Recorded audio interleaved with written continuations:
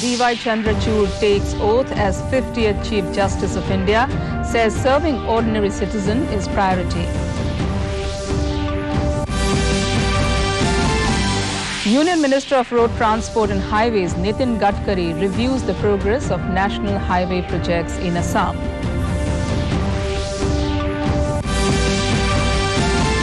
Assam Cabinet revises administrative approval for 7 projects, approves implementation of smart metering in APDCL. Manipur Chief Minister chairs a meeting of state-level narco coordination, stressing for further strengthening of the anti-narcotics task force. And in T20 World Cup cricket, Pakistan beat New Zealand by 7 wickets in Sydney, enter the finals. Good evening and welcome to the Northeast News. This is Joshna Borua with the news in detail. Justice D.Y. Chandrachud today took oath as the new Chief Justice of India. President Draupadi Murmu administered the oath of office to Justice Chandrachud as the 50th Chief Justice of India at Rashtrapati Bhavan. He succeeded Justice U.U. Lalit, who retired yesterday. In his first statement to the media after the swearing-in ceremony, Justice Chandrachud said serving the ordinary citizen is his priority. He also said he will work for reforms in registry and judicial processes. Born in 1959, Justice Chandrachud was appointed Judge of the Supreme Court of India in May 2016. Earlier, he served as the Chief Justice of the Allahabad High Court. During the swearing-in ceremony, Vice President Jagdeep Dhankar, Lok Sabha Speaker Om Birla, several union ministers including Amit Shah, Rajnath Singh and Kiren Rijiju and other dignitaries were present at the Rashtrapati Bhavan. The sovereignty and integrity of India. That I will duly and faithfully and to the best of my ability, knowledge and judgment. That I will duly and faithfully and to the best of my ability, knowledge and judgment. Perform the duties of my office without fear and favor, affection or ill will. Perform the duties of my office without fear or favor, affection or ill will. And that I will uphold the Constitution and the laws. And that I will uphold the Constitution and the laws.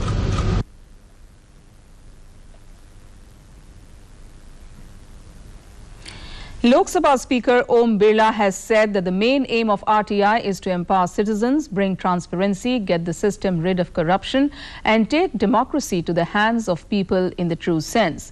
He said this while inaugurating the 15th annual convention of the Central Information Commission in New Delhi today. Mr. Birla described the Right to Information Act as an important law to ensure transparency and accountability in governance and strengthen common people. He stressed the need to increase the confidence of people in the system.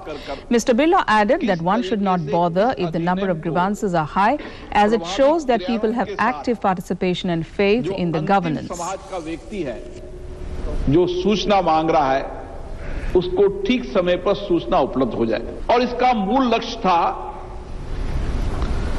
नागरिकों को सशक्त बनाना, कार्यप्रणाली को पारदर्शिता बनाना, जवाबदेही बनाना, भ्रष्टाचार को रोकना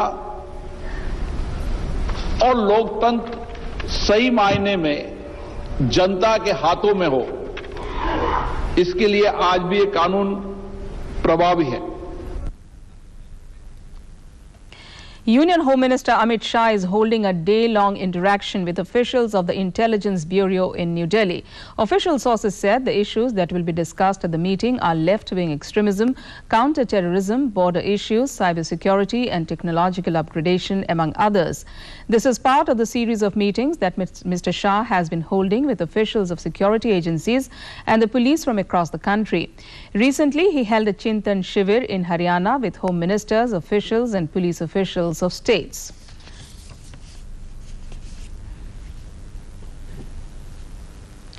Defence Minister Rajnath Singh has commended the Indian Army for maintaining a high operational readiness towards ensuring security and national sovereignty. Singh highlighted the stellar role played by the Army in guarding Indian borders and fighting terrorism apart from providing assistance to the civil administration. The minister said this while interacting with the senior leadership of the Indian Army at Army Commanders Conference in New Delhi today. He said that the country ought to be prepared for any operational contingencies and hence the operational readiness should always be at its peak. He also complimented the forces for the high standard of operational preparedness and capabilities. Union Minister of Road Transport and Highways Nitin Gadkari on day one of his 3-day Northeast visit reviewed the progress of various centrally sponsored projects for road and highways development in Assam. Gadkari will be reviewing the progress of national highway projects in Northeast with all the 8 CMs of the northeastern states. Union Minister of State for Road Transport and Highways Development, General V.K. Singh, also attended the review meeting on national highways development in northeastern states. In today's meeting, Assam Chief Minister was also present.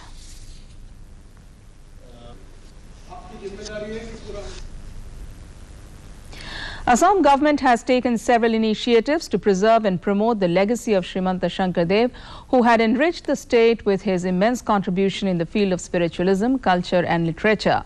Assam Chief Minister Himanta Biswa Sharma today mentioned it while attending the Silver Jubilee inauguration function of Srimanta Shankardev Kalakshetra in Guwahati.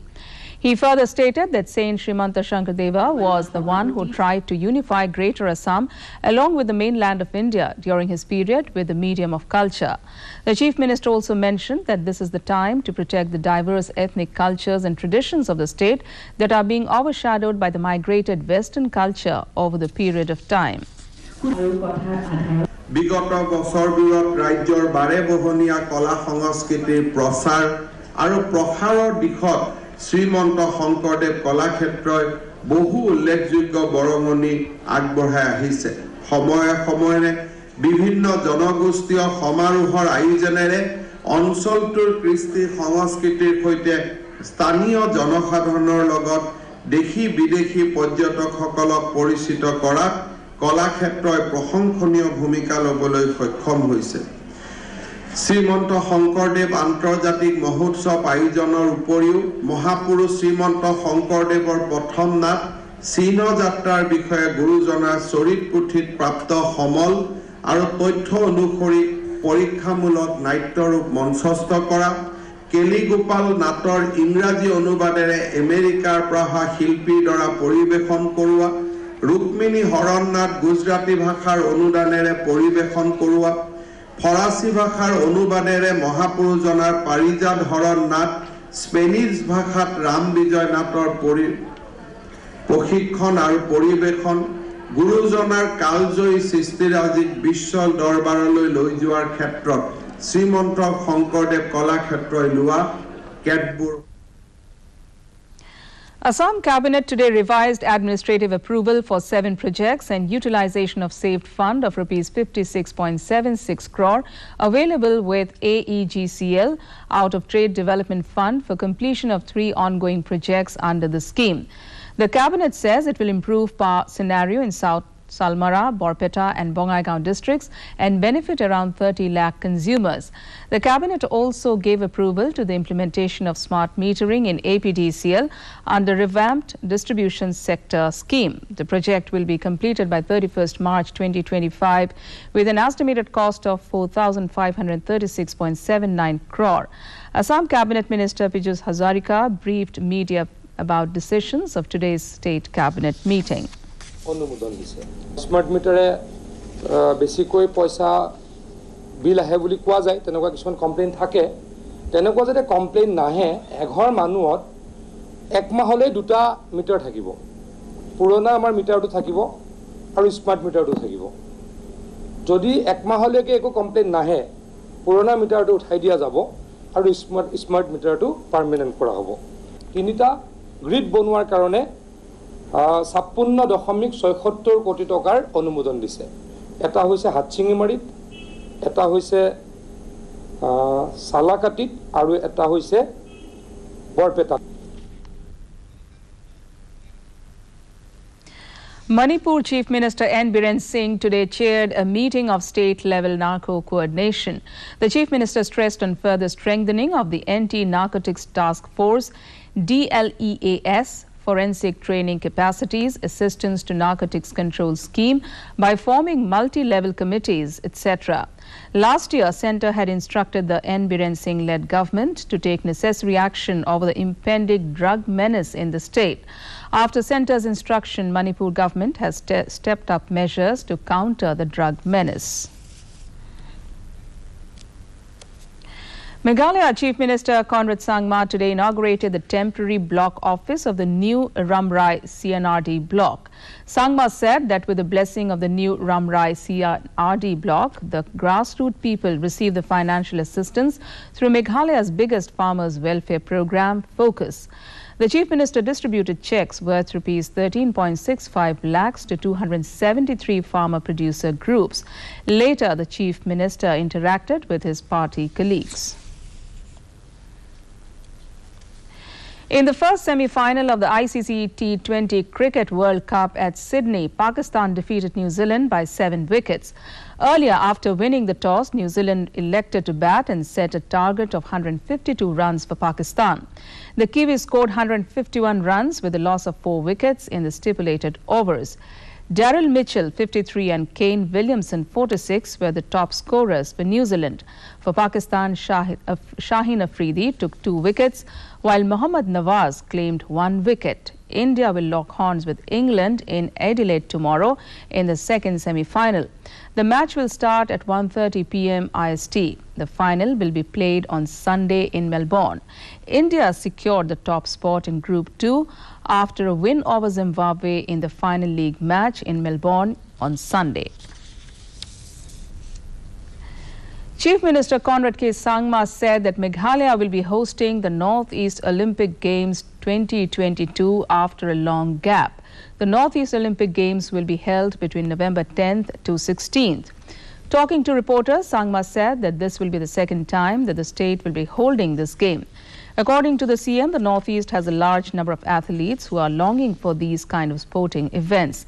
Admitting that it is a big challenge for the state to be able to host this event, he informed that there are over 3,000 athletes who will be taking part in this mega sports extravaganza. The Northeast has a large number of athletes and sports persons who are longing for this kind of an opportunity and this kind of games to happen. So hence we decided that Meghalaya will host the Northeast Olympics, and it was a big challenge because a lot of arrangements had to be made.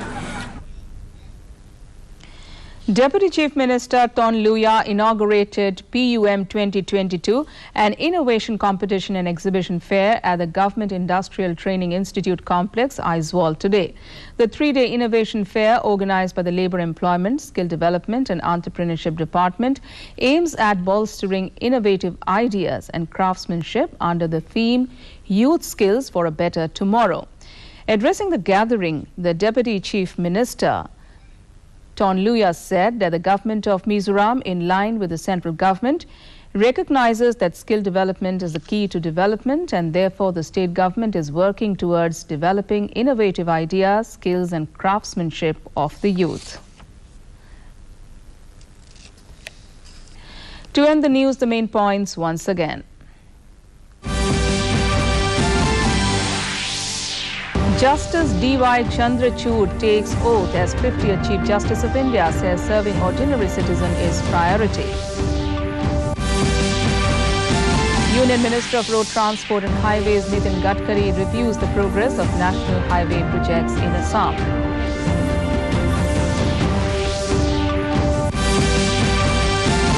Assam Cabinet revises administrative approval for 7 projects, approves implementation of smart metering in APDCL. Manipur Chief Minister chairs a meeting of state-level narco coordination, stressing for further strengthening of the anti-narcotics task force. And in T20 World Cup cricket, Pakistan beat New Zealand by 7 wickets in Sydney, enter the finals.